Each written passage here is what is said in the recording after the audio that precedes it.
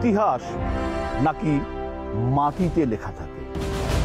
এই সেই মাটি যে মাটিতে একসময় মৌর্য গুপ্ত বংশের শাসকরা দাপিয়ে রাজত্ব করেছেন।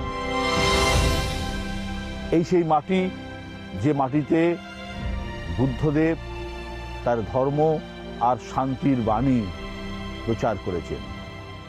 এই সেই মাটি যে মাটিতে দাঁড়িয়ে মহাত্মা গান্ধী আমাদের অহিংসা আর সত্যাগ্রহের পথে ভারতের জনগণকে সামিল করেছিলেন।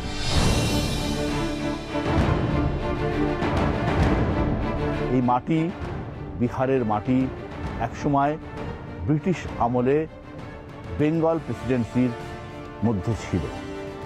পরবর্তীকালে আলাদা রাজ্য হয় বিহার। এবারে ভোটের হাওয়া বুঝতে আমি এসেছি বিহারে।